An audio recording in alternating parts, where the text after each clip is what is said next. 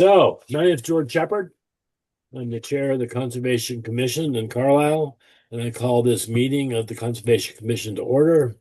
Members present remotely are Brian Murphy, luckily, George Shepard, Melissa Webster, Dan Wells, and Sylvia Willard. We also have our Megan Sullivan, who's our administrator, and Noel Beland.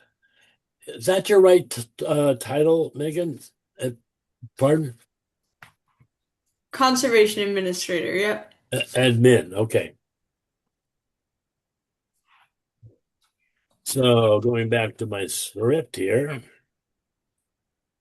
we are remotely connected. No, I already got that. For this meeting, the Conservation Commission is convening by telephone or Zoom web conference as posted on the town website, identifying how the public may join.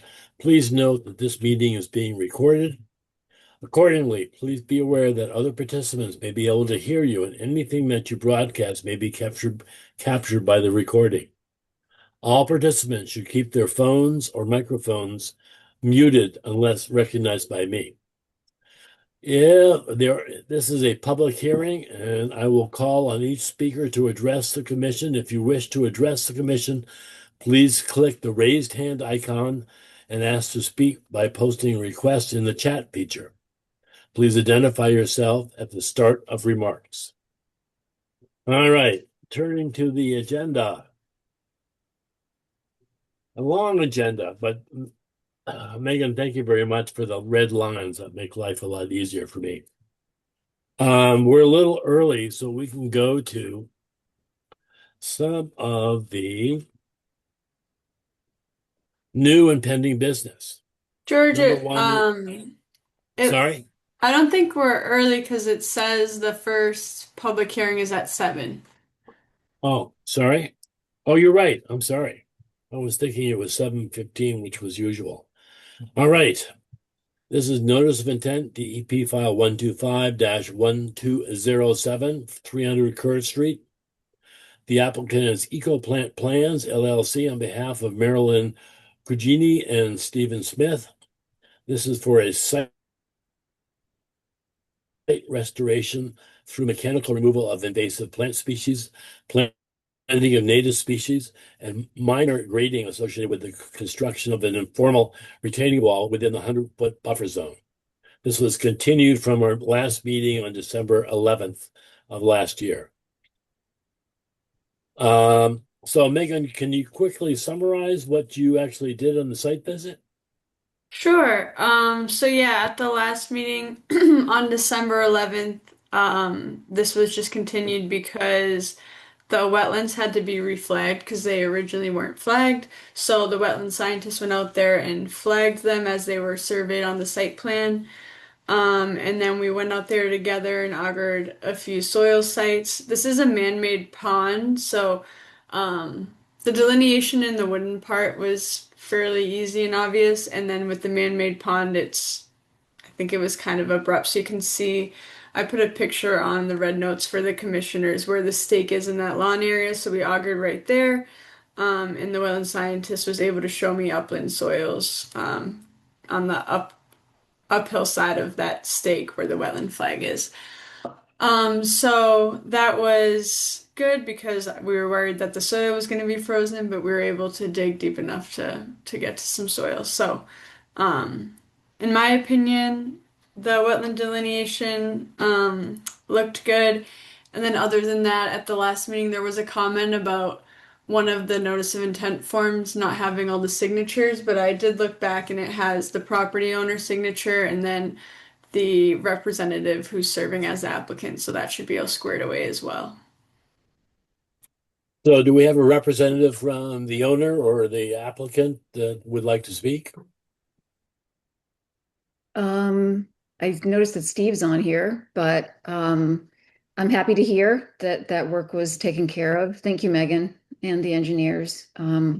So no, it sounds to me like the T's have been crossed and the I's have been dotted. Hmm. I appreciate that. Any other comments from commissioners?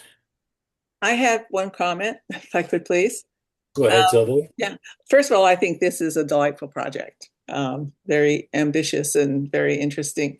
I just wanted to have some caution about soil amendments and fertilizer when you're getting close to the pond. I don't know what the residence time is for water within the pond. I know it does flow through. But in low water times, if you've got a lot of fertilizer that goes in it, you might get some algal blooms that might be unpleasant. I don't know what your plans are for fertilizer, but it may not be necessary to use too much. I don't know. So just to answer that, we do not practice in fertilizer. We practice in soil amendments per site. So we have taken soil samples from each area and will remineralize when needed. And the majority of amendments that we work with are to initiate the microbiome of the soil. So there isn't an additional NPK added to the soil. We set down elements such as alfalfa meal to help and then inoculate the soil with endo and ectomycorrhizal fungi to create a living biome that will help the plants thrive from the soil up rather than fertilizing the plant itself to grow. So we set the foundation through minerals and inoculation rather than feeding the plant itself. So we don't have to worry about excess potassium and phosphorus getting into the waterway. That It sounds sounds very great. good. Yeah, it Is does. that And I might just add, Marilyn can't be here tonight. And I have passion for this, but she really has passion for it. She's never permitted our lawn to be fertilized. So, speaking as the owner, I don't know if I have standing to speak here, but that is, not anything that we ever have done or would consider doing. That sounds good. I have seen small ponds that are look like they've had green milk poured into them. Yeah. And after your beautiful project, I'm sure you don't want that. No, God, no. No, certainly not. And Marie and I work a lot on the Cape where the water regulations are extremely Very, strict. very strict. So excess nutrients is something that we are quite aware of. Yes. So is your plan documented somewhere? You've spoken very well. We agree with that. Makes sense. Is it written down anywhere? As far as what we're going to be adding, Right. that is in the next phase. We have all of the soil samples, and they are to be analyzed, and then we will decide whether or not the area needs to be remineralized. However, the microbiome is always addressed. So because the site has been, we'll call it fallow for so long, I am assuming that the soils themselves are probably relatively healthy. The inoculation of the root zone upon planting is simply to give the plants a healthy start. And as we mentioned before, like all methods to prevent compaction over the course of construction, will be taken care of so that the hydrology also will not be affected. Right. Thank you, Trevor. Any other comments from commissioners or the public? I was just gonna note, if I may, Mr. Chair, just so you're all aware, there is a special condition in your standard special conditions that limits chemicals and fertilizers within the 100-foot buffer zone. So that will be in the order of conditions if you'd like it to be. Well, I'm looking the motions that you recommended, Megan. So should I take them in order as presented here, or should I start with the motion to issue an order of conditions for 300? You have to close the hearing first. I do have to close it. Okay, Yeah. thank you. Mhm. So first motion, I would like a motion to close the hearing at 300 Curve Street, DEP file 125-1207. So moved. Brian, Second. second. Melissa, We'll take a roll call vote. Nick, did you, are you properly informed to vote on this? I think so. Yeah. Okay, Yeah. I didn't capture the moment that you actually joined the meeting. Oh no, I've been here for this whole piece. You Yeah. have been, okay. Yeah, Sorry, yeah. I missed it. Yeah. Brian, Aye. Melissa, Aye. Dan, Aye. Sylvia, Aye. and the chair votes aye, the motion passes. Thank you. Excellent. Thank you so much. And we're excited to share all of this data and our methods with you should you want to learn about them. So this is an excellent project, and I'm very grateful for all of you. Thank you. Thank you. Well, with those that went on the site visit, were very excited to see how interested you were in trying to do the right things for your property. It's a lovely location, and I don't know if I get invited to go over a swim in the pond, but it would be anyway. So, Megan, do we need to take a motion to on the order of conditions? Yep. Mm-hmm. Megan, do we So, need we'd to like do to make- something about the winter delineation? I Or not? think I'm not sure how you guys have done it in the past, but I guess it doesn't hurt to include in your motion to issue the order of conditions to also issue a waiver of the delineation policy. You can kind of do it all at once, just for the record. Yep. Good question. Thanks, Melissa. So, can I get a motion to recommend issuing a waiver for the winter delineation and the order of conditions for site 300 Curve Street, DEP 125-1207? So move. Sylvia, Second. must be Melissa. Thank you very much. Mhm. We'll take a roll call vote. We'll do the reverse order this time. Sylvia, Aye. Dan, Aye. Melissa, Aye. Brian, Aye. Nick, Hi. and the chair votes aye, the motion passes. Excellent. So moving on, 7:15 is time for item for the public meeting, which is an enforcement order DEP 125-1195 for 30 Robbins Drive. Property owner is Emmanuel Kenyi. This description is alteration of the 100-foot buffer zone outside of the permitted limit of work. Applicant is proposing a restoration plan. So, Megan, where do we stand right now as far as getting information from the owner? Yeah, so there was an enforcement order obviously issued a while ago. The enforcement order required that the site be stabilized, which at a previous meeting we almost had to issue some fines because the site wasn't stabilized yet, but it has since been stabilized with some sediment controls. So that's all set. But also in the enforcement order, you all required a restoration plan to be submitted. And so we have received a draft restoration plan. I shared it with all of you, and so I don't know if there is anyone present on behalf of the applicant. Hello, Okay, yeah, maybe you'd be better off presenting it than me. I can do that. So, Thank hi, you. my name is Nathaniel. I'm with Stanton McNary. Like Megan said, that's what I'm here for right now. Okay, let's take a look. All right, so I won't repeat anything Megan said about what happened at the site previously or things that you may already know, but basically, this is our restoration plan that we submitted. This was drawn up by Dave Crossman, who is a wetland scientist, also the one that delineated the wetlands, someone I'm sure you are all familiar with.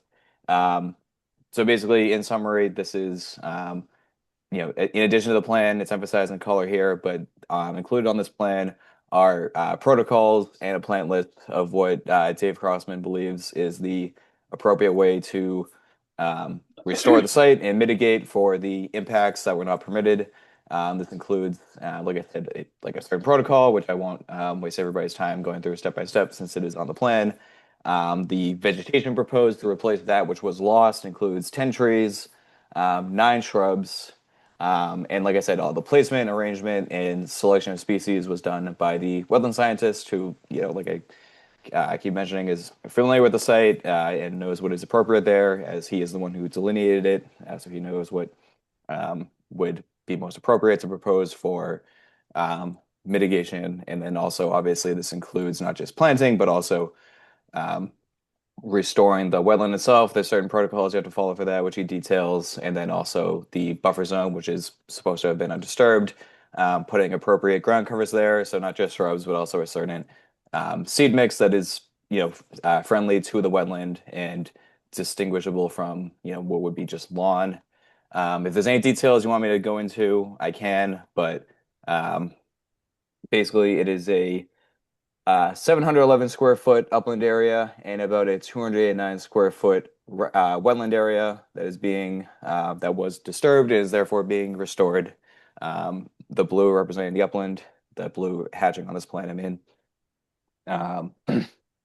And that really is what we have proposed in brief without me, like I said, going into too many details unnecessarily. So I can answer any questions related to this, but I don't have anything more to add, so I can hand it back either to the chair or to Megan.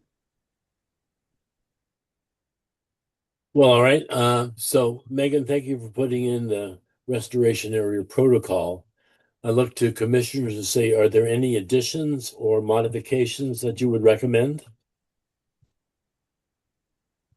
This is Dan. I have just want to make sure, first of all, that it's clear that Megan should be notified, at least a week prior to this work, so she can have it on her radar and be present if needed.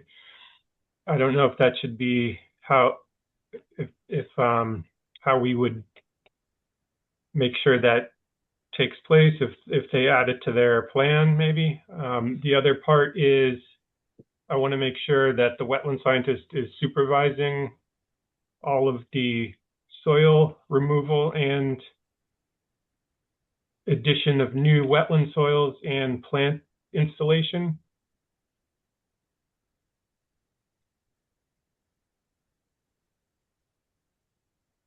So, Nathaniel, can you respond to in particular, the second one? Well, it sounded like he was going through potential conditions. I don't disagree with anything you said. Like, if it's a condition, I don't oppose it. If it's something you want me to add to the plan, I can do that. I would just probably want to reiterate it if that's possible, if it is something you would like me to add to the plan. I guess question to Megan, how do you feel is the best way to make sure that happens? I think it's probably best to add it on the plan just because in this case we're not issuing really anything, it's just approving a plan, so everything has to be on that plan. Otherwise we could just add the conditions, but yeah, I think it might just have to be added to the protocol. So can you detail what that is again? That you would like me to... Notification of the commission and/or its administrator a week before, at least a week or more before the work will take place. Okay. And supervision of all activities, including soil removal, wetland soil placement, and plantings by a qualified wetland scientist.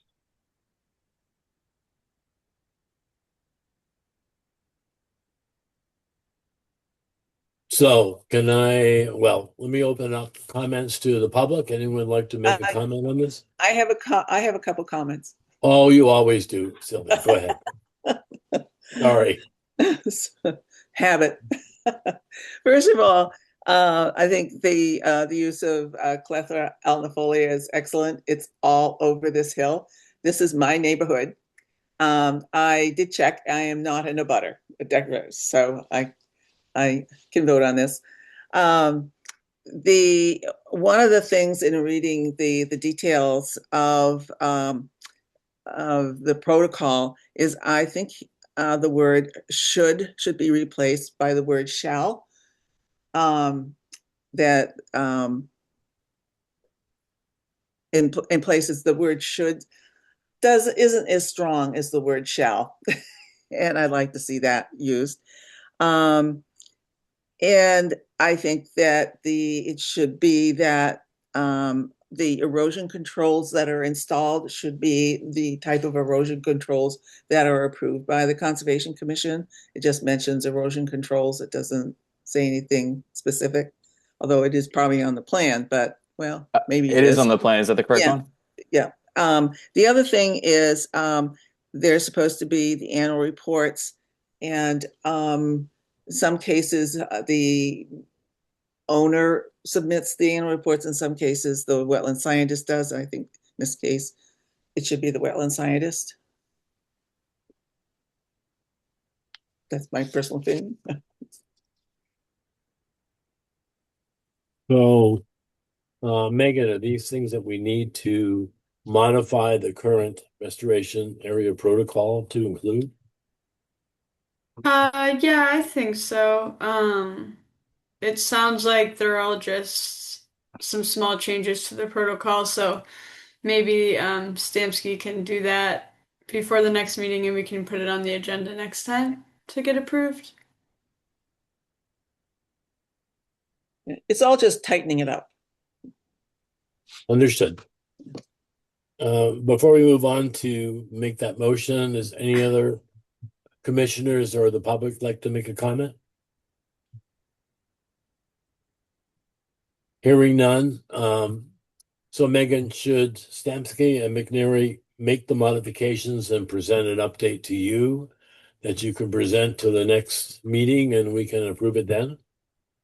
Yeah, it's totally up to you. If you don't think it's needed to have a representative here, if we've already gone over everything that needs to be changed, that's really up to you. I'd be fine with that. It sounds like we've made pretty clear what we need to be modified. So if that's modified before the next meeting, then unless you think otherwise, it may not be necessary to have a representative here, but that's up to you.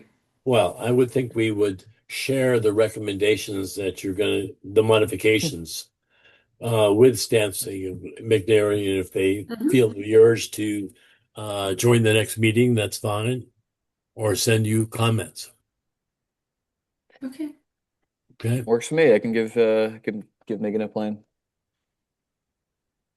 So I think I need to get a motion to continue this to the next meeting. So moved. Seconded by Wells. Ryan and Dan, thank you very much. We'll take a roll call vote. Nick, Aye. Sylvia, Aye. who else we got here? Melissa, Aye. Dan, Aye. and the chair votes aye, and the motion passes. Brian Did I votes miss aye somebody? too.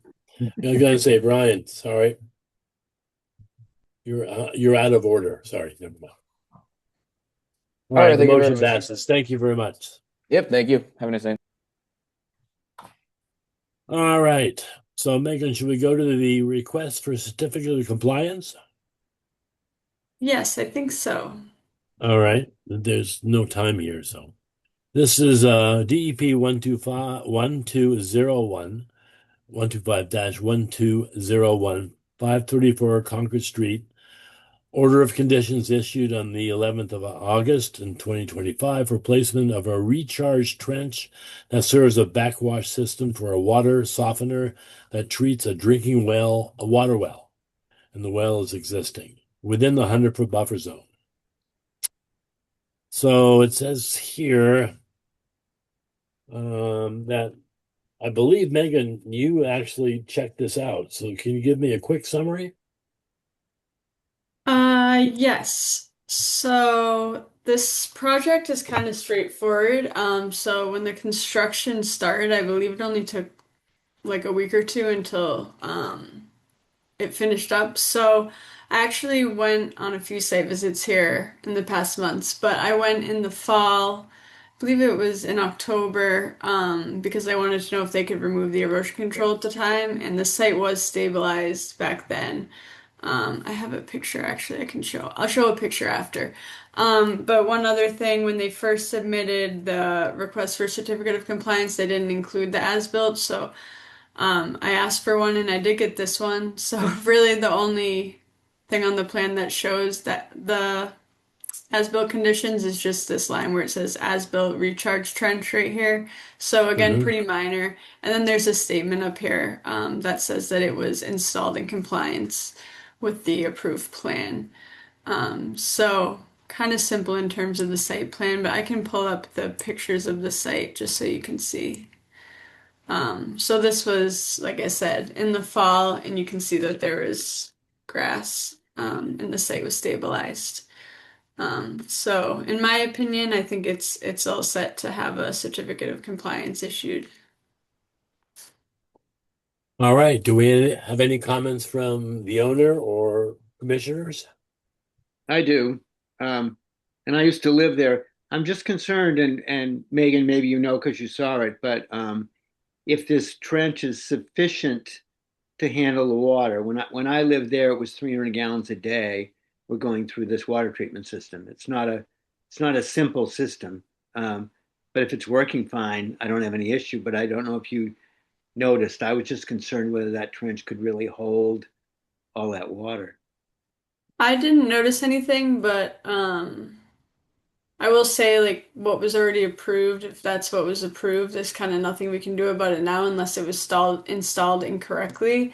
But I mean, yeah, it's underground, right? So I didn't notice any flooding or anything, if that's what you're indicating. Like breakout is all I was concerned about. Yeah, no, I didn't see anything. And I think I went a total of like 3 different times just because it's on my way home, so I would just stop by.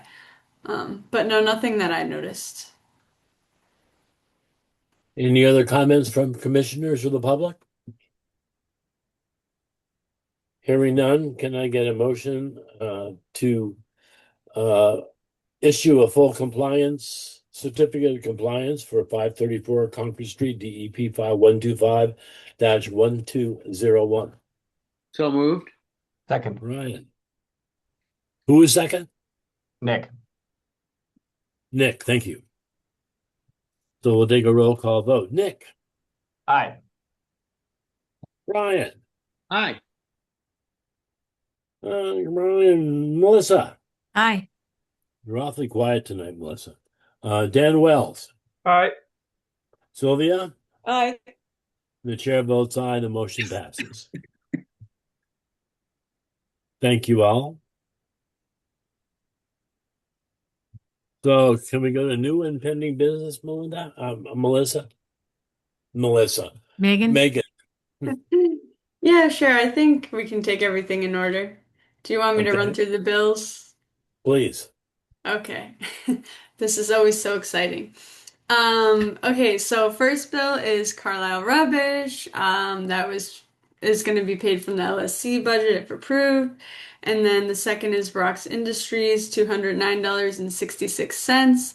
That'll be paid from the Foss Farm Community Garden revolving account, and that money was used for a pothole repair on the Garden Road and for a new speed bump to help remind people to drive slowly. And then there's 2 mileage reimbursement forms from me from November and December that I am hoping to get reimbursed for. One is $29.89 and the other $28.14. And those are both paid from the general fund from the mileage reimbursement line item. And then the next bill is from B&C Associates Wetland Consultants. So this is for $3,730, and this is for a wetland delineation and notice of intent filing for a Japanese knotweed removal project at Greenoland. So this is a project that's been well underway before I even started. So the notice of intent for that project is actually going to be on our next agenda for January 22nd. So we just got billed for that because the work is finished on that end. And this is going to be paid for out of the FinCom transfer money that was allocated in 2024. And then the last bill is from the Registry of Deeds for $105. Because we have an account with them, they bill us quarterly. So this is actually from, I think, early November when we recorded the Cranberry Bog Dam #1 amended order of conditions. And this can be paid for out of the CPA fund to pay for the cranberry bog repair. And we still have lots of money left in that account, $294,908. So that's all the bills. Can you make out a check to George Shepard for 200? Never mind. I can try. Good. Yeah, right. Good try. Well, what's the status of the knotweed removal? Is what state or how much more do we have to do? Yeah. So we're just in the permitting phase right now. So like I mentioned, FinCom gave us money to help with the permitting. So right now, it's been Noel and I and Sarah who works as the sustainability and land use coordinator. It's kind of been the three of us working on that. So we've only been working on the permitting so far. So like I said, at our next meeting, you'll get the notice of intent, which will describe all the work that we're proposing, which will be a few different ways of managing the knotweed, Got it. where the barn used to be.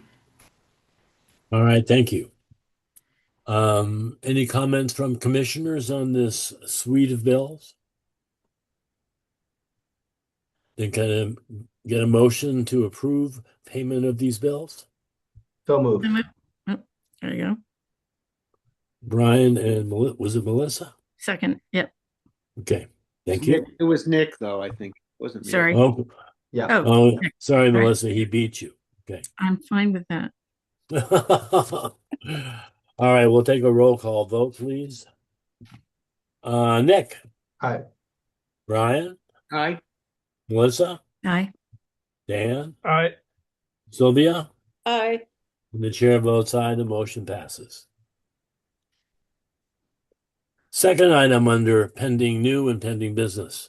This is the minutes from the 6th of November meeting in 2025. I've been through it, and Sylvia, thank you for the good review. Appreciate your comments. Any comments from other commissioners? Then can I get a motion? Can I just note one thing? Sorry. Sure. The version I sent around had my edits, but then I realized I didn't include the red line version, so I just wanted to clarify that if it matters. Yeah. I guess I'm a little confused. When the version I had red corrections as That part was of it. mine. That Yeah, was those the were one I- Sylvia's. That's what I thought. So was there another addition that I didn't see? So usually I put in like the minutes as they're prepared without any commissioner edits, Right.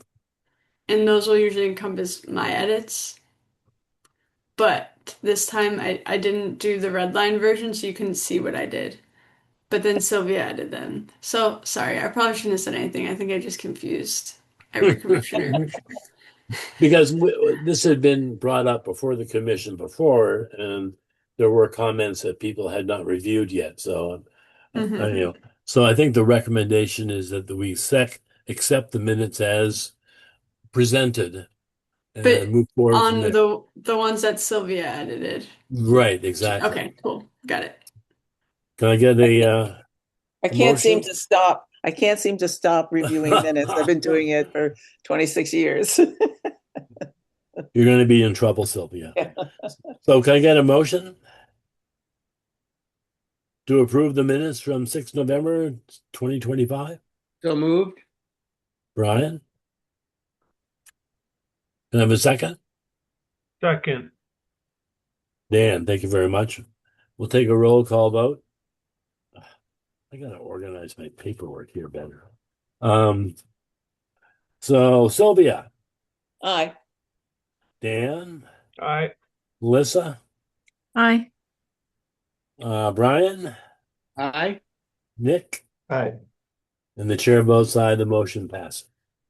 Can I make one more comment just about the Of course. minutes so no one's Mhm. surprised? So the next minutes you'll see from the November 20th meeting and onward,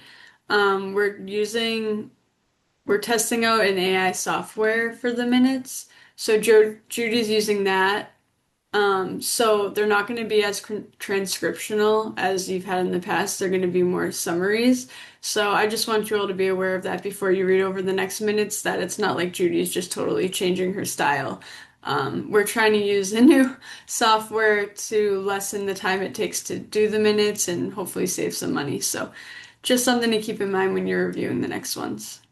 Is she going to be reviewing them before she sends them to you to make sure the Yes, sentences are yeah. whole and Yeah, because she has to reformat them and then she has to like switch the names and make sure it says who's really talking. So she looks over them first. I've already reviewed briefly one of them and they actually looked pretty good. But yeah, she's definitely reviewing them before sending them along. Because they do seem to have some level of, they call it hallucination. In fact, when you came before the LSC the first time, that the minutes introduced you as a new member of the LSC. Yeah, Not what we said. that's not right. Yeah, it can be a little tricky, but we're gonna give it a shot. Well, I look forward to seeing that because I must admit I'm not an AI fan and I don't use it, so it'll be a test for me. All right. Moving on to item 3, Mass DEP 2025 annual report for the cranberry growers has been received. The request has been received, and the form must be submitted by February 27th, 2026. So, Megan, I gave you an update for that. Yes, you did. You made a good point. So this is the letter that we got in the mail, and George has made a good point to change the information to include my email now instead of Sylvia's, since that one's not valid anymore, so it probably just goes to an abyss. So that was one correction that George pointed out to me. And then let's see. Yeah, so the report has to be submitted even though we're not harvesting right now. And yeah, it just ensures that the town remains current for water available to it from River Meadow Brook. So this form just needs to basically be signed by George and say that we haven't done any harvesting. you just put in the zeros and say you haven't Yeah. put any points. It keeps us current with the Water Management Act. And that's important. So that there aren't So, withdrawals Megan, will you upstream. send me the form? What was that? Sorry to interrupt. So, Megan, do you want to send me this form, or should I just give you permission to sign as the administrator? I can send it to you. Yeah. After the Okay. meeting, I'll send it. You just make sure you put in the zeros in the right place on this, is it the second page? Down at the I bottom? can plug in right here. Further up. Right Yeah, here. there's the 0 acres and 0 acres, and then there's the no. Mhm. Right. Okay. Makes sense. And I always sent it a certified return receipt so that I got the green card to prove that I had sent it in. Okay. It's important. So, Megan, I Alright, will I can do fill that. out the form or sign it and send it back to you, and then you can ensure we get the green card. Will do. All right. I don't believe there's any action we need to do for that. All right. Informational. Number 4. Planning board is scheduled to adopt rules and regulations for the permitting of accessory dwelling units, ADUs, pursuant to zoning law bylaw 5.6. Feedback must be submitted by the 2nd of February. So, Megan, is this something where you should collect feedback from various members or for the public or the world? Probably the world. No. Okay. I just like to put informational items on the agenda about what other committees and departments are doing in town so everyone can be aware. Doesn't necessarily mean that the Conservation Commission needs to make like joint comments, but I just, wanted to notify residents what's happening. So that's really the reason for that. But if anyone does have any comments, They're welcome to email me and I can pass it along to the planning board. Same with Noel, or they can email Julie, who's our town planner. I Got it. had a comment after reading that it lists a number of entities that would be looking over the proposed ADU plan. And I wanted to suggest adding to that our emergency services like the fire department and et cetera, to make sure that the approach isn't blocked for them if they need to. Now, maybe that's covered by site plan review anyway. I don't know what the details of site plan review are, but it would be good to make sure that there's plenty of access in the case of an emergency, or because fire trucks and emergency vehicles take up a lot of space. I believe that is a requirement, but that's a good idea to have it laid out in the rules and regulations as well. Okay, good. How do we ensure that happens? I'm suggesting the comment. She was asking for comments, so I mean, Megan and Noel, who works in the planning board department, can just send it over to Julie. Yeah. There was a house up the street that was going to be deliberately burned because there was something else going to go there. And over again, the emergency services were using it for training. And it was astonishing just how much space along streets, et cetera, even in the driveway, that these fire trucks and ambulances, et cetera, even though it wasn't an emergency at that point, take. So it got me thinking about that.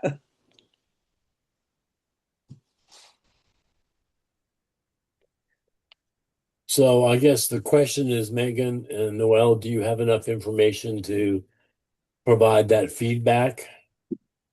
Or Yeah. should Sylvia write a quick note to you on what she's expecting?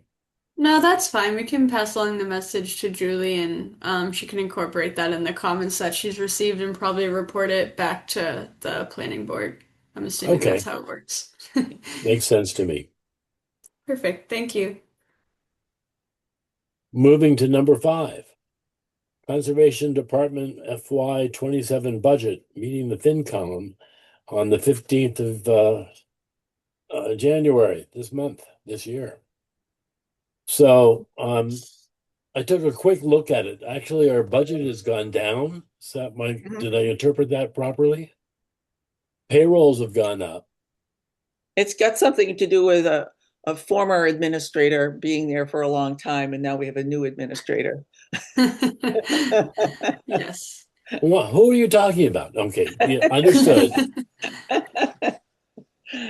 But yeah, that's just it. I just wanted to put it on the agenda to make you all aware. I'm not sure any of you have to be there unless you wanna I plan to watch be there. me. Yeah. Yeah, you're all welcome to watch me nervously stand up there and answer questions. Yeah. But yeah, I'll be there at 5:30 next week on the 15th to answer FinCom's questions, any questions they have about the budget we submitted. So obviously you're all welcome to be there and yeah, support any way you want. I assume it's hybrid.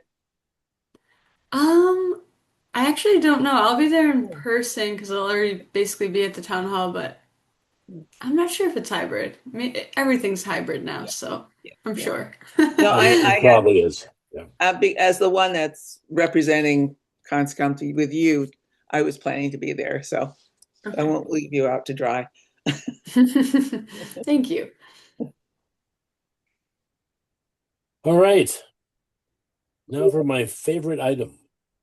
Vote to elect chair and vice chair for calendar year 2026 after we decide on when the new year's start. Is it a January or a fiscal year July start date?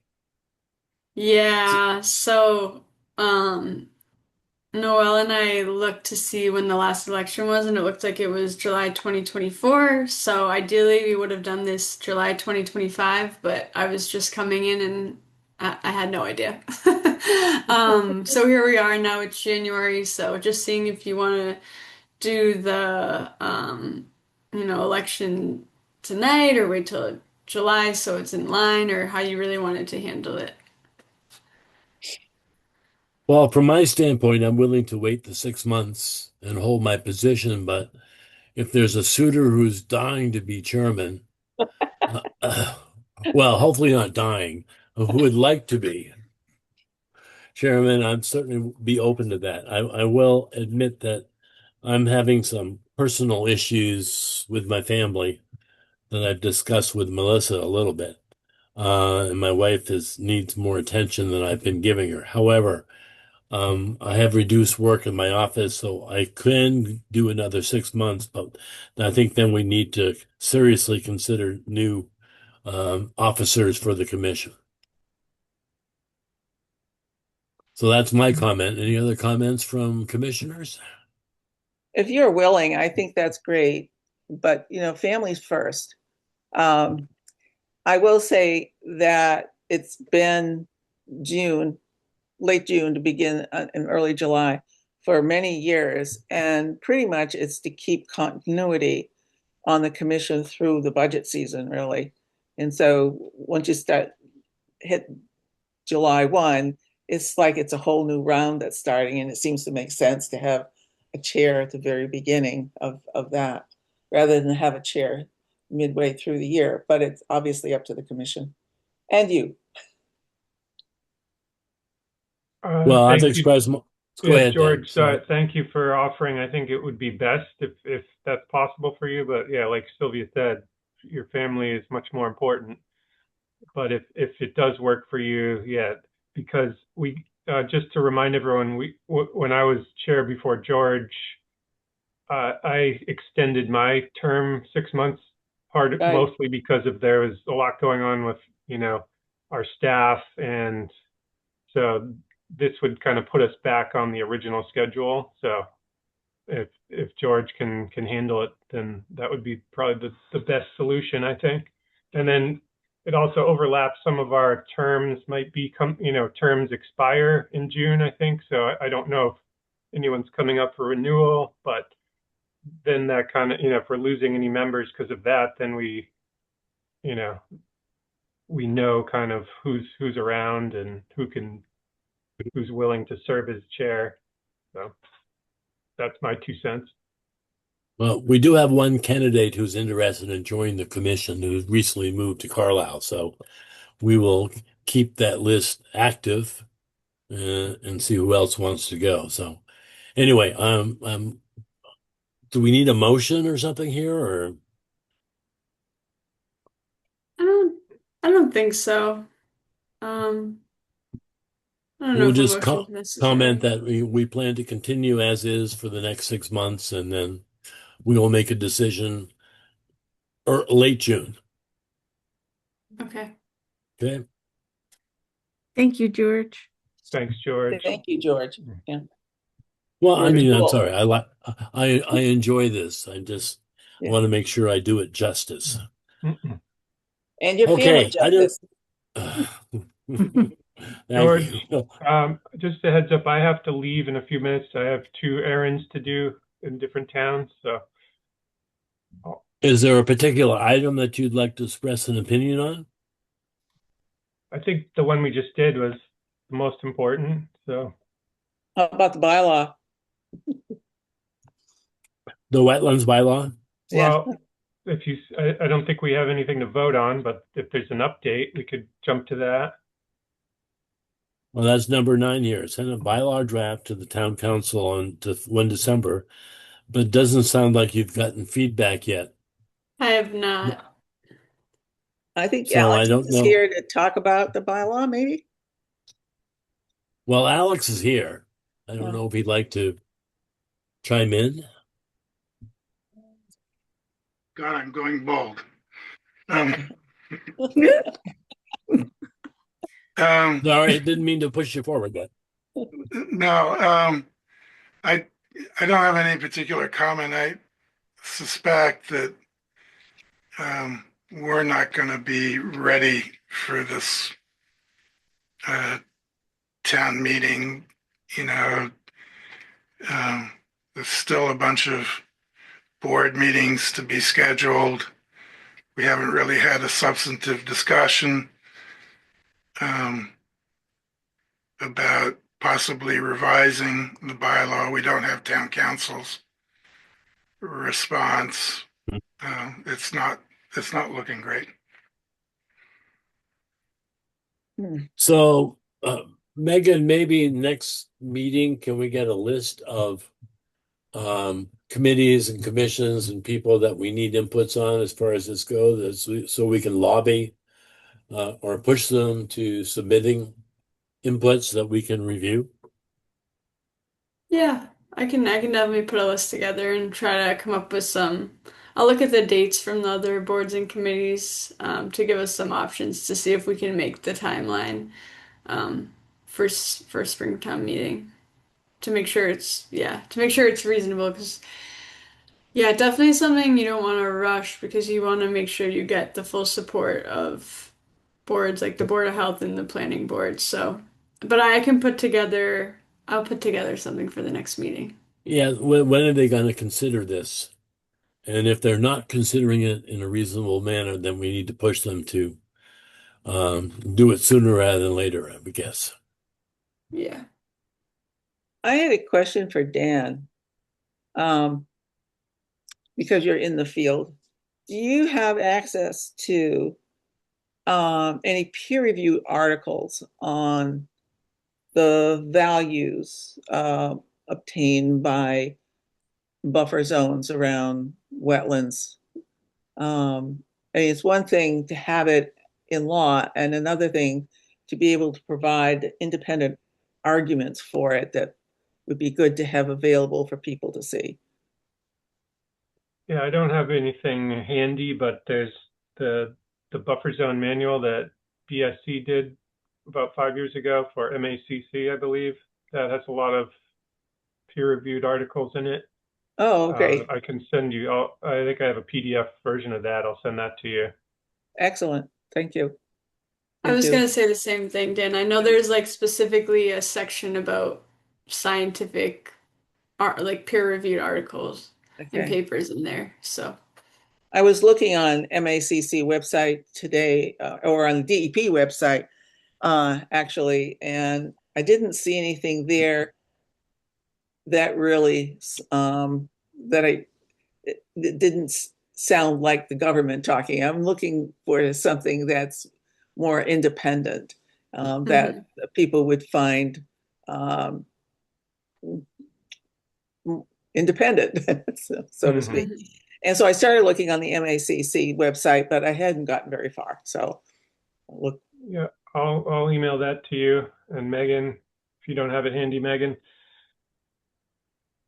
I have the hard copy, but I actually don't think I have a PDF version. So maybe that would be helpful. Yeah, excellent. Thank you. Dan, I'd be curious too, just to Sure, yeah, educate Megan me. can circulate it to everybody. Okay, that'd be great. Thank you. Just quickly, Dan is still here. Megan, you have a open slot on your January 22nd and February 12 agendas. Sylvia and I just got an email a few minutes ago blowing up the CPC application. What? I won't go into the details, but the proposal apparently does not qualify for CPC. Oh no. This is for what you've been working on? Yes. Oh my goodness. Anyway, no. I know Dan was interested in it, so just thought it before. Thank you. Yeah, that's too bad to hear, but we'll try another route, I guess. Yep. Well, that's too bad. Maybe there's another way of wording it. well, another way. It's too late now, right? Yeah. Well, I copied one. I basically copied one that was approved for Arlington. So I guess nobody told Arlington. Barney is doing too good a job. You should tell her to stop asking questions. She's on the call. Okay, well, now she's heard.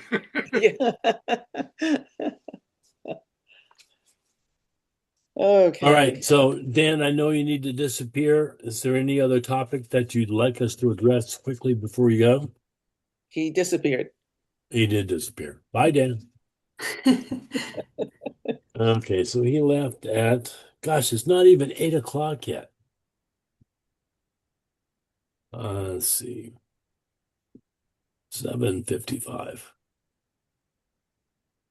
Gone. All right. So going back to the list here, appointment of Department of Public Works Building Renovation Committee representative. So this is required, I gather, Megan. Yes, because they're trying to renovate the DPW building, which is exciting and needed. And so, yeah, a member of Concom has to be on this committee to give some input through that process. So, if anyone's willing.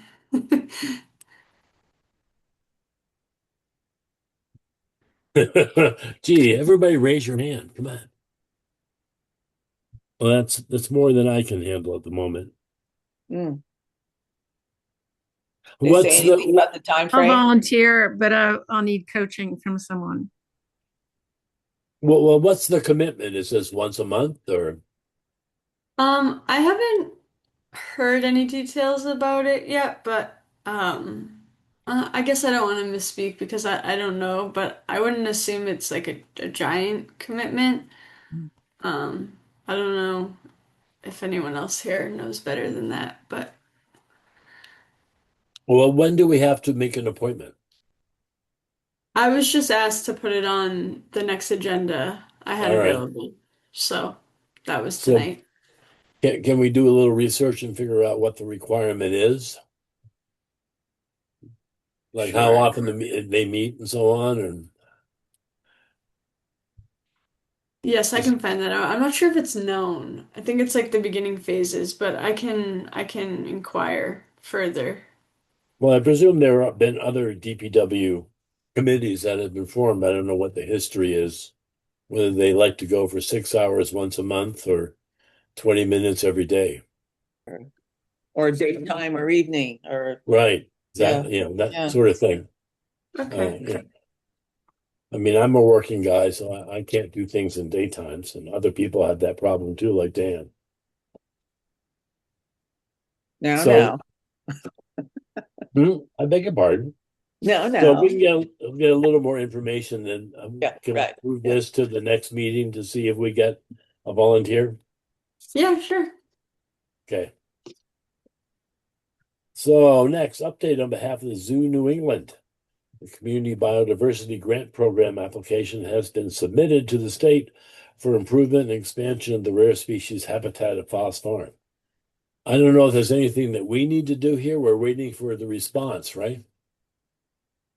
Yes, the application was submitted.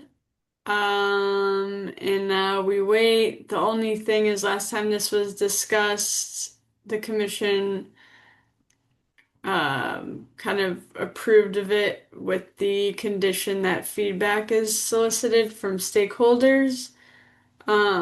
George and I were in an email chain with Zoo New England and passed on that information. Um, and I think they were in a sense happy to do that. I put my email correspondence in the shared folder so y'all could read it. Seemed like they were happy to do that, but also seemed like I might have to help facilitate that, and I just haven't had the bandwidth yet because of the holidays and everything else going on. So I guess I don't have an update for stakeholder feedback, but that's something I can work on between now and the next meeting. Well, I know there were some issues with certain people in the public. I think Jonathan DeCock had some issues about placements of certain resources and so on. So I'm at a loss to say what do we do at this point. Yeah, I think Zoo New England's point was that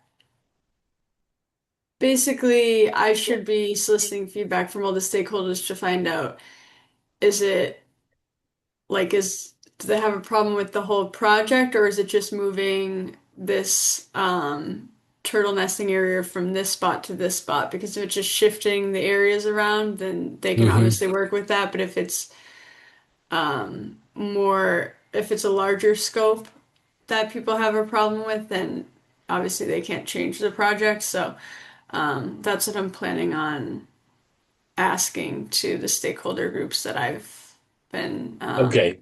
told about.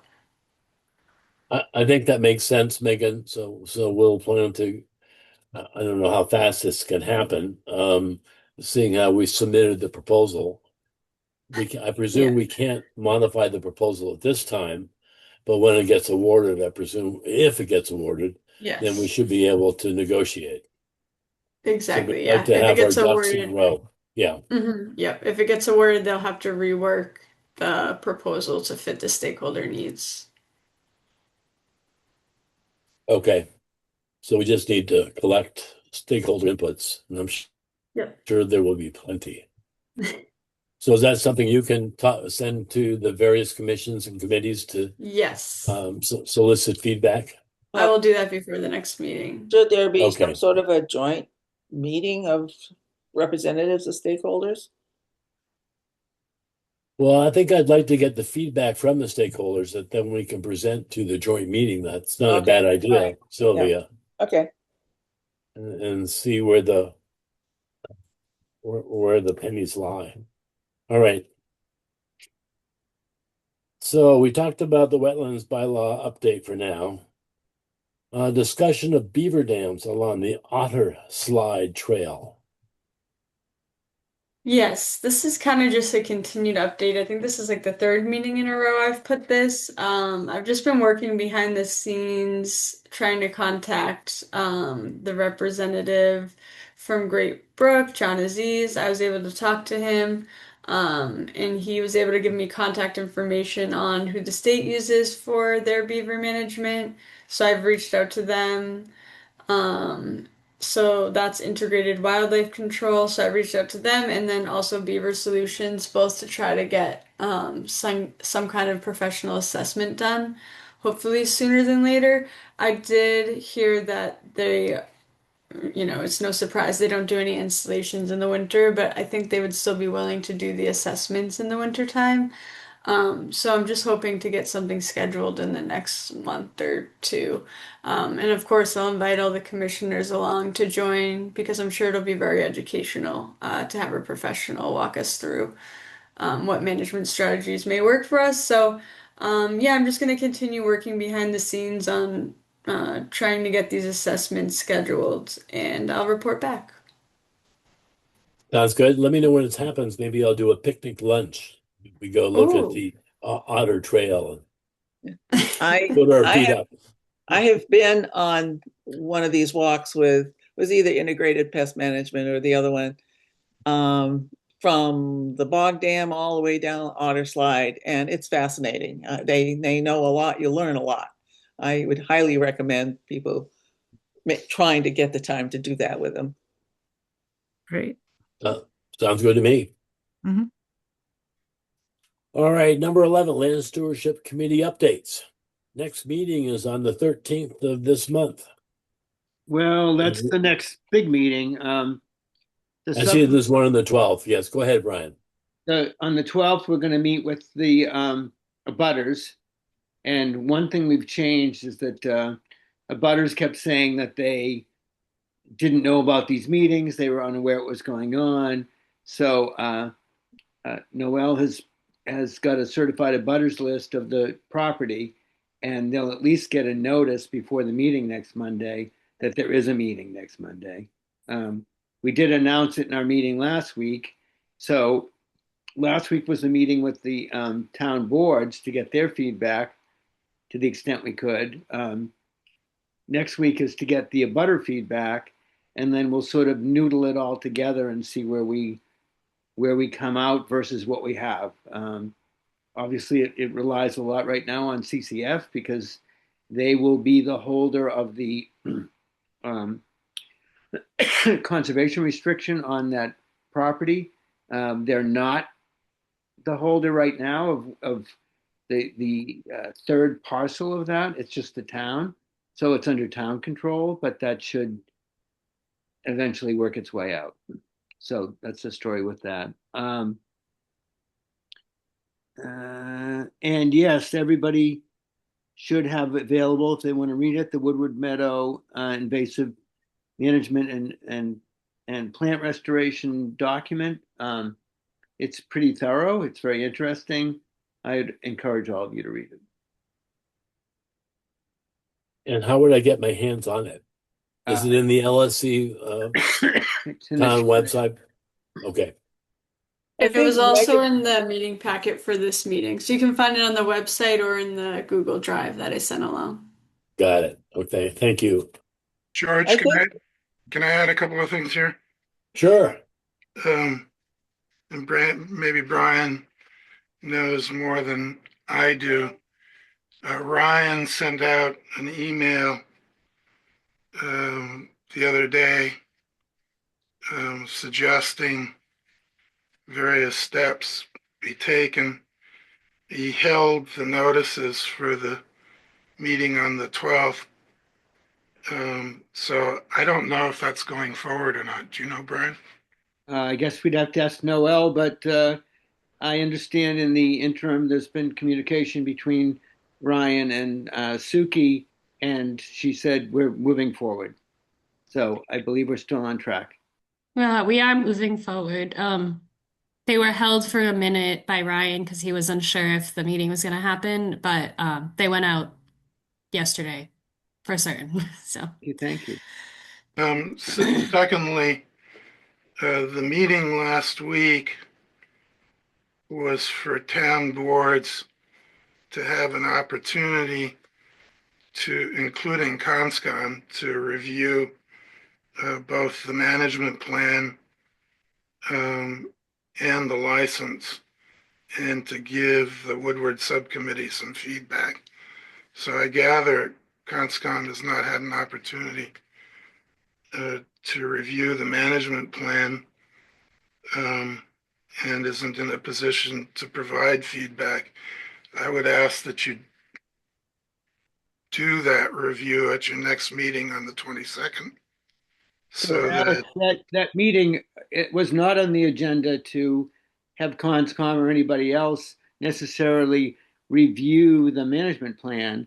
It was initially, as we said, okay, I don't want to get into an argument with you, Brian. I thought that was awfully clear, especially given as the license has no detail except for the call for a management plan. So you can't look at the license without the management plan, but I guess that's up to Conscom. If you're meeting on the 22nd, further meetings of the Woodward subcommittee are in February. I would suggest that Conscom review and either submit comments or send an authorized representative to the next meeting. which would be the next LSC Woodward subcommittee meeting, not the next LSC meeting, correct? Yes. Are you talking about the 12th, the one on the 12th? Or No. some future Or one after that? 26. You don't have time, yeah.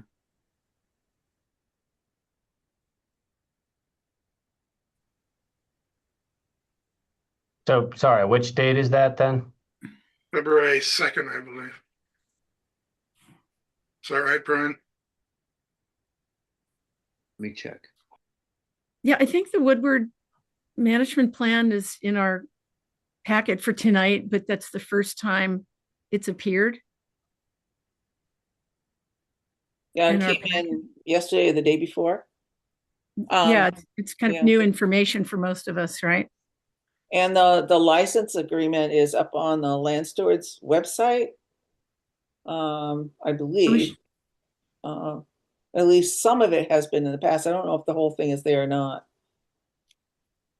I can, whatever information the commission wants me to circulate, I'm happy to do. You might just have to specifically tell me like what items, because yeah, I'm not sure what materials are supplementary to the license,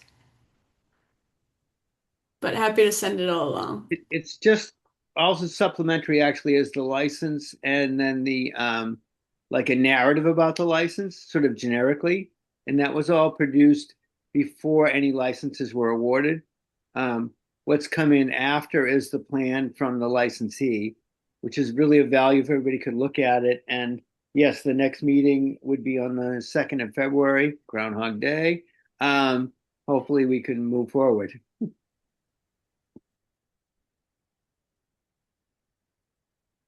So Brian, what do you recommend that the Conservation Commission review?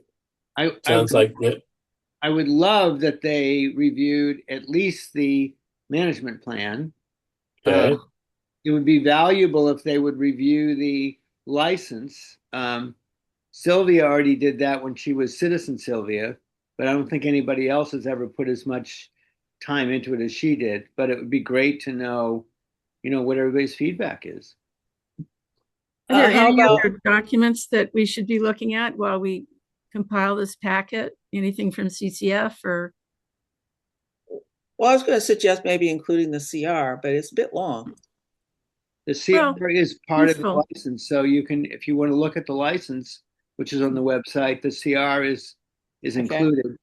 The CCF letter, which is pretty much been covered in different ways, is certainly also on the LSC website. So if you look on the website under support documents, you'll find everything that was involved. And of course, that was the initial issue with LSC before I was chair, is that it wasn't transparent and nobody had the documents. They're all available, every single one.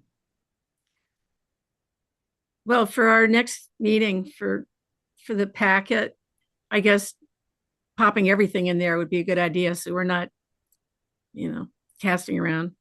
I can do that. Thank you. Thank you. It's a lot to get through just over a weekend or so. So don't know if you want to, try to get it out there ahead of time, or so people have an opportunity to really look at it. Yeah, I can send it as a follow-up to this meeting, just to give people a long enough chance to look at it all. Sounds good. Thank you, Megan. Thanks. Any other comments from commissioners or the public?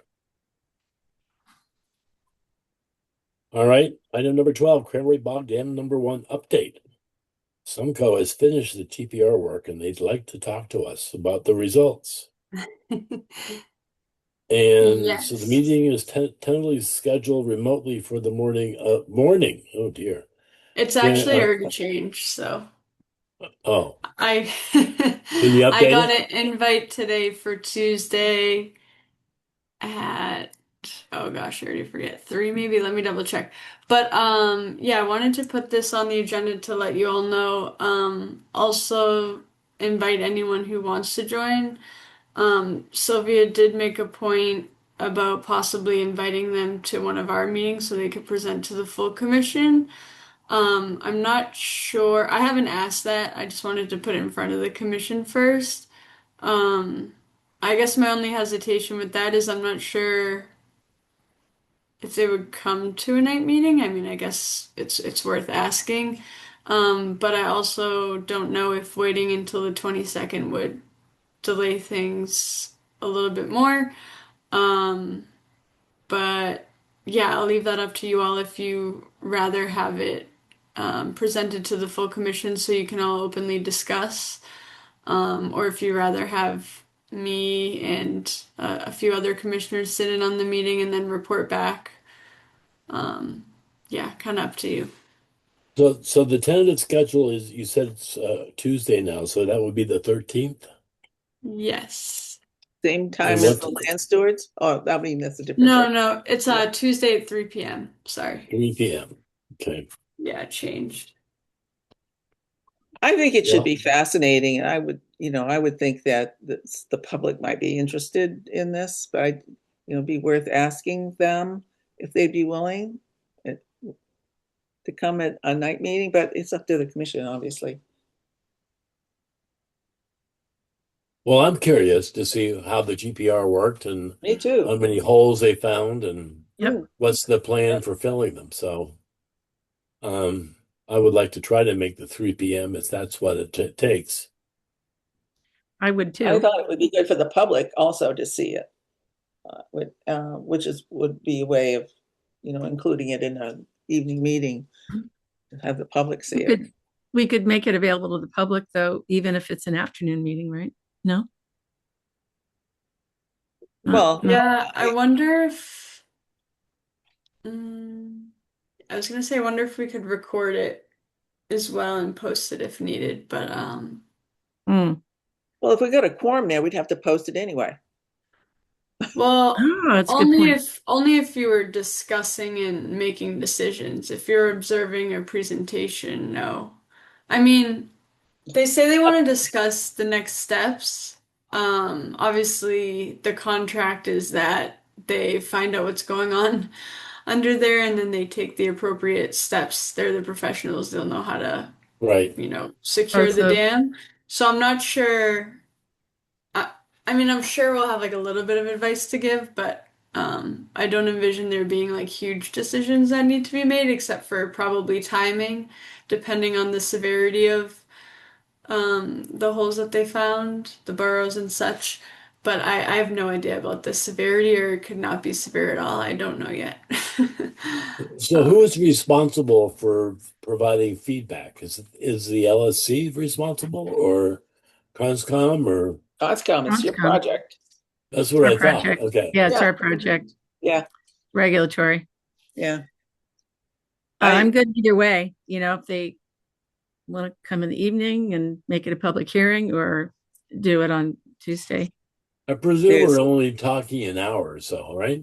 Yeah. Yeah, it's like 45 minutes is the Zoom time that they gave. There's I really mean- no time to, inform the public, because tomorrow's Friday and we're talking next Tuesday. That's true. I mean, if you'd like, I can ask if they'd be willing to wait to present until the 22nd. That just delays I'm our not sure if they repairs. would, but it does delay. Like it does delay. I could ask them if they're willing to present on the 22nd with us, and while I do that, make sure that it's not a really urgent matter. Like, hey, did the GPR come back and it's burrows everywhere? And if they're like, oh no, like it's fine, then it's probably fine to wait. But I know that this has been something that's already been delayed a lot, so I'm hesitant to delay it further. But I understand that it's obviously going to be a really important meeting, educational and everything. So The ground is frozen, so can they work on it when it's frozen? I don't think so, but yeah, Well, exactly. how frozen is it? You were able to augur, Exactly, yeah. recently. So And I'm sure that's probably the next steps that they want to discuss is to probably walk us through what winter construction would look like and what's feasible and what's not. That's what I'm assuming is probably what they'd like to discuss next. So yeah, I'm not even sure if yeah, it's all a mystery, right? Like I don't even know if they'd be able to do the work right now. I don't know what conditions Well, I are bet they have required. some ideas. So can we query them about what are the important topics that we need to make decisions on and what time frame? And see if we can figure out how to mesh those two together with their desires and then try to get the public involved. And it's complicated, I understand, especially with trying to get a contractor that only works daytime, but they might very well be willing to, join a meeting in the evening. So for 45 minutes, and if it's remote, come on. Yeah, I think it's worth a try.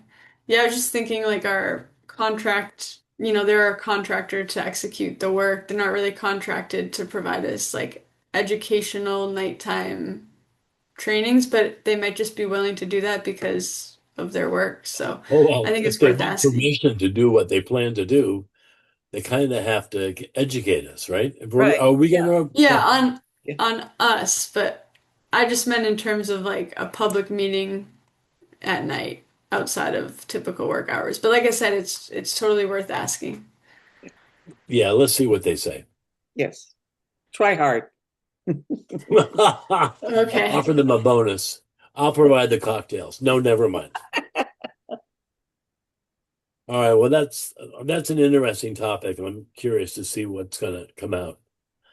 Can we move on to number 13, CPC updates? You've got There was just one. 12B. Yeah, sorry. Oh, I'm sorry. Correspondence received regarding formation of painted turtles upstream of Cranberry Bog number 1. So what information have we Yes. received? Yeah, this is just some correspondence I received from a resident regarding painted turtles that they saw at the Cranberry Bog. I just thought it was kind of cool information to pass on to the commission. The resident kind of walks through what brumation means. It's kind of like turtle hibernation in a sense, and the impacts of the lower water level that we have on the dam right now, in preparation for the repair. So there's no action needed, but just some useful information. I learned a few things reading through it, so just thought I'd make it available to the commission. I'm curious. I'll take a look. Yeah. It was interesting. Yeah. I It was- admit I haven't looked at it yet. Yeah, it was interesting. He's an interesting fellow. All right. Can we move on to CPC updates? Well, I guess there was one, but Barney's on too. I don't know if she wanted to do this or not. I had told her that it was Yes, on. Barney is on. Barney, do you want to give Oh, us hi, a summary? Barney. You're muted. There you go. Sylvia, please go right ahead. I'm just more, listening in and just to know more about what Concom's up to. And if there's something I can add after you give your update, Sylvia, happy to do so. So you're just spying. So I've been to a CPC meeting in which there were several proposals for CPC applications that were presented, and I found it interesting. But I guess we've heard that tonight a big update that the ESC and the LSC proposal probably doesn't meet the standard. That's the case. Yeah, that's too bad. That's correct. Yeah. So among the other projects, there's a CPC application for the regional school amenities building, additional funds for the Gleason Library due to increased building costs. A resident was requesting an engineering study for the completion of the pathways from the center of town. The Historic Commission funding for update on the town's historic properties and an index and culturally significant sites. Carlisle Affordable Housing Task Force for a grant for creation of the design document for further work on the Cranberry Bog House. And this is actually a pretty important one that the commission needs to be kept aware of, because they've been talking about the fact that they'll need to excise maybe 2 acres of conservation land, which is considered a change of use. It's just an Article 97 issue, which was updated a couple of years ago for the Public Lands Preservation Act. And so there's procedures that need to be done, which can take, 2 or 3 years to do. So I don't know if Barney wants to talk about that a little bit. Can I chime in for a second on that one, Sylvia? What, pardon? I was just gonna chime in on that for a Oh, okay. second. Yeah. I talked to Julie, our town planner, about keeping the commission in the loop about this project, and she said if there's any meeting we have in the future that the commission wants her to present and give a little update on where they're at in that process, she's happy to come to one of our meetings and give a presentation. So we can put that on any agenda in the future and she'll attend. We just gotta check with her. But I Okay. just thought that the process likely involves a change of use, and that's a pretty big deal for a conservation commission to consider. And it's, you know, a vote of the commission. It's town meeting and 2 houses of the legislature. It's replacement of land, similar land. So it's a pretty big deal to think about. And I'm not sure it's ever been done in Carlisle.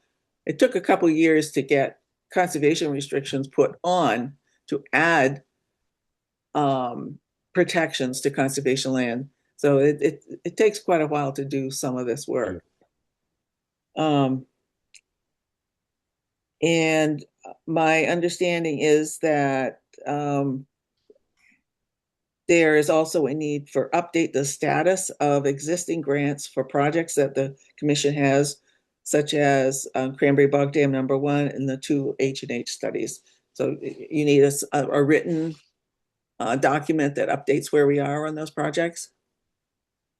Yeah, just short. And I don't know if that's something that Megan, you might be able to do with Sylvia's help, but just a very short paragraph about that lists the name of the project and how much money was allocated, and then what work has been done to date, and if the project, you know, if the expectation is the project will be completed as planned or at some point. Yeah, just an update. So Yeah. didn't remember Noel made those updates with for all the CPC accounts? Is it the same thing or different? At a meeting, I don't know if they ever got submitted. Noel, did you get a chance to submit those? I They were thought on a meeting Sylvia, agenda. I thought Sylvia was submitting them. Got it. Okay. It but was just the can. yeah, there was just the money part, but for example, the H&H study seems to be moving along, and always so the money doesn't stay the same because he keeps spending it. And I mean, I can do it if you'd like. I just didn't know the chart that I had didn't show that it had been done. So I can do that if you want. I can go back and see what you sent me. Yeah, I don't think you have to like rewrite anything because I think Noel already spent the time. So maybe Noel, if you just resend that to Sylvia, and if you have anything to add or correct in what we've already put together, then you're welcome to do that and then pass it on to CPC because I think Noel already spent some time on that, so that'll work. I wasn't at all involved in doing the H&H study or grant application, so I haven't even seen it. So I don't know, you know, exactly what the charge was on that. I was out of commission last year at this time. So if you could send me the grant application, then I can get a better idea. What? All right, wow. Okay. We're almost Yes, we'll do. Okay.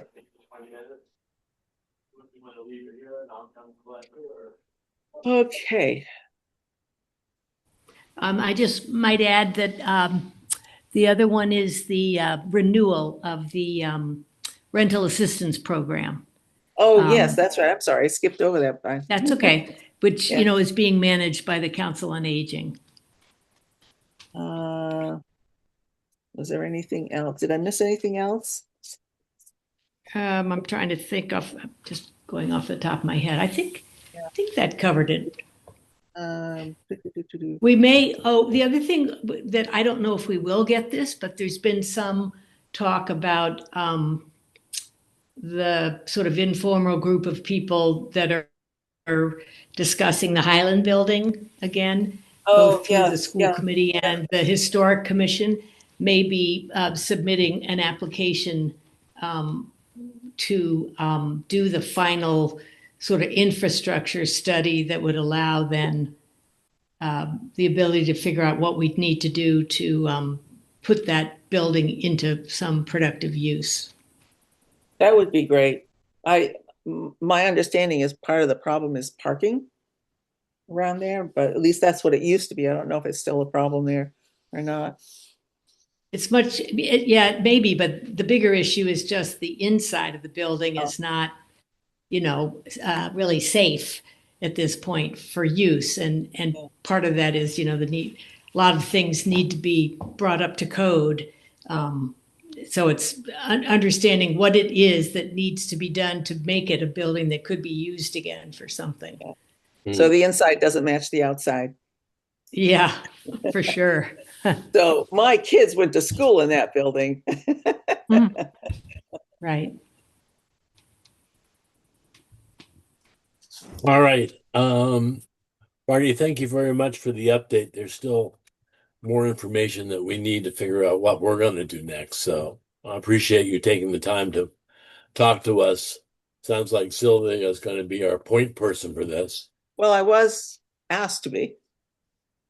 Well, and I'm asking you, I'll second that. How's that? Okay. All right. I think we're ready to move on to item 14. Boss Farm Community Gardens. Poor Jonathan's been on here forever. So we review the draft community gardens rules for 2026 and vote to approve the rules scheduled for the commission's 1/22/26. So this is a warning, everybody. You got to read the rules, prepare to discuss on the 22nd. And I must admit, I haven't had a chance to look at them yet.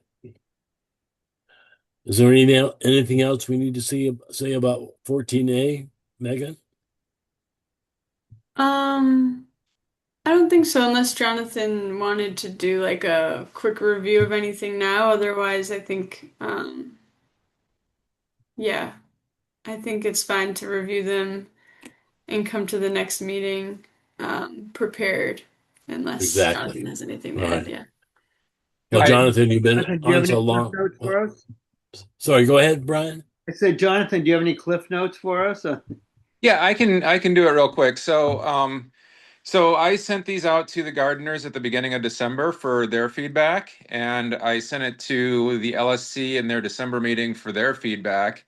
And I just wanted to get it in front of you guys, so you had a chance to look at it, one meeting before I need you to vote on it, so that you have time to actually review it.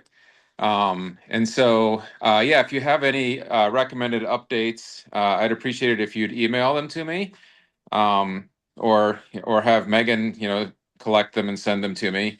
I'm going to ask the LSC at their next meeting, which I think is next Tuesday, to vote to approve them, because I need them to be fully approved around February 1st to keep everything running smoothly for the gardens. And so if LSC votes to approve them on the 13th, and CONSCOM votes on the 22nd, then we'll be all set. So the main thing is it's very similar to 2025's rules. The main thing that I did that changed was I added this concept of small plots. And the reason is that I saw that there were a number of gardeners who wanted to garden in less space, particularly new gardeners, elderly gardeners, people that just didn't have enough time. They needed a smaller plot. And so I wanted to make the gardens more accessible to more people. And so I thought I would create a concept that would allow people who want to garden in a smaller plot to do so. And so that's been included now in the new rules. And that's the main change from previous years. The other change that I did was I added an optional section at the end, because I've had quite a few gardeners ask me about the possibility of going to no-till gardening. And so I would like to understand what the sentiment of the gardener community more wholly is about going to no-till and how we could go about it. It's not an easy change to make. There are gardeners who are adamantly in the no-till camp, and gardeners who are adamantly in the it must be tilled camp. And it is not possible to have gardeners with adjacent plots that have opposite opinions on this. And so, figuring out a solution to that is a bit of a logistical, fun and exciting enterprise. Sorry. Yeah. So So anyways, I just want to get an idea from the garden community as to, what do they feel about this? And so that last page is just an attempt to solicit input. So that's basically it. Everything else in the document is just some relatively minor wording updates. And so I believe I sent Megan a clean copy that's in PDF form, and also a Word document that has track changes activated. And so if you want to see what's different, you can look at the track changes. And if you just want to read it and see what's there, that's fine. So either way, so that's basically it. Any immediate questions or thoughts? Yeah, Jonathan, quick question. I've been reading a little bit about no-till, but in general, no-till means you have to do a lot of tilling to set it up for no-till thereafter. Is that true?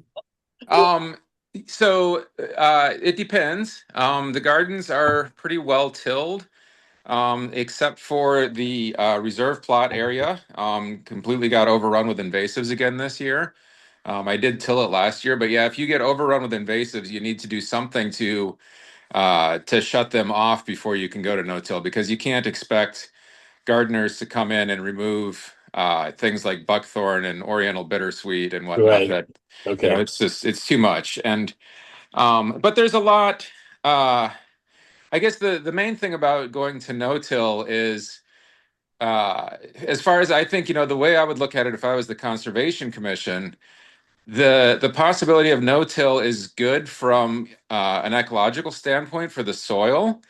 At the same time, what I have experienced when looking at community gardens that are no-till is they quickly become looking very unkempt, right? The gardeners that abandon them, the weeds grow up quickly, and our conservation area looks very nice. And one of the nice things about having it tilled is that it gets put back in a very pristine condition every year. And so it would possibly not look that way. There might be fences falling down, there might be invasives growing. And so one of the difficulties that I have as garden manager is finding a way to devise rules that would manage that without having me be the one yelling at people all the time. So Understood. Has there ever been any thought to putting raised bed in the gardens? yes, I have. I haven't started communicating with the gardeners about that, but I have thought about that specifically because my long-term vision here includes making something that's accessible for disabled people. And disabled people, the main thing that you need is the ability to, garden from a walker or a wheelchair, and that always involves some kind of a raised bed system. Okay. And so I've started thinking about that, but we're nowhere close to being able to getting to that point. But that's the only reason you would want to do that at Foss Farm, because the ground at Foss Farm is so absolutely fabulous that planting in that wonderful river silt is the best thing you can do by default. So Right. I must be confusing things. As at one point, I thought the no-till, you had to alternate what you're actually going to put it as a growing medium.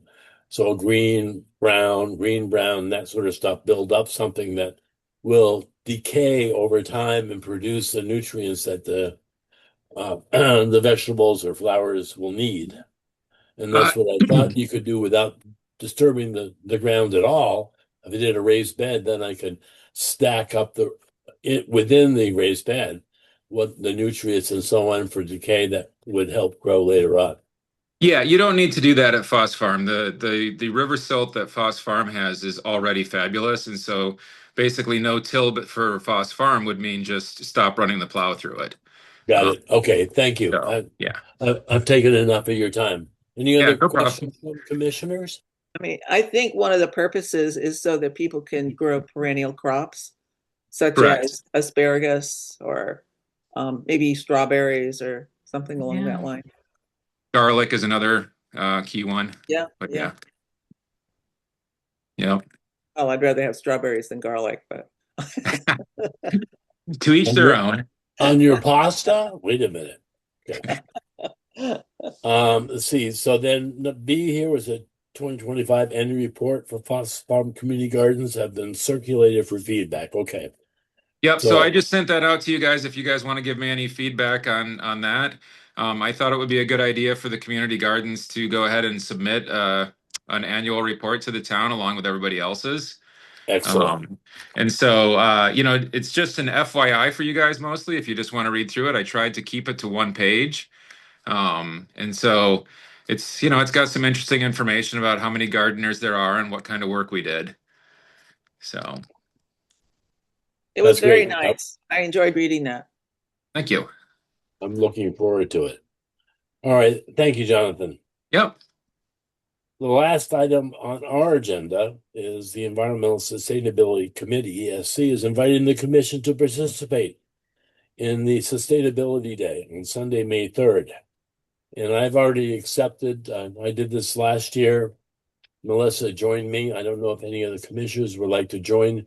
One of the issues will be, what's the topic we want to spread to the community? We were talking about the bylaw last year, and I must admit, we had a total of 6 people stop by and ask questions, and that was it. So maybe we can do a fancier video conference. Never mind. But if other people would like to join me, what we do is we get a table, we can put brochures out and that sort of thing. So I have agreed to support that from a commission standpoint. All right. Megan, am I missing anything? Except for the next meeting being on January 22nd, which if you haven't realized that by now, it's too late. Nothing else for me. All right. Can I get a motion to adjourn the Conservation Committee meeting? So moved. Ryan. Oh, I Seconded. guess we have to keep going. Who's second? Come Second, on. Sylvia. Yeah. Sylvia, thank you. Okay. I thought we were going to be here all night. We'll take a roll call vote. Nick. Hi. Ryan. Hi. Melissa. Hi. Dan. He's gone. Oh, he's gone. Sorry. Sylvia? Aye. And the chair votes aye. The motion passes. Thank you all. Have a good night. Thank Night, you. everybody. Good night. Thanks, everyone.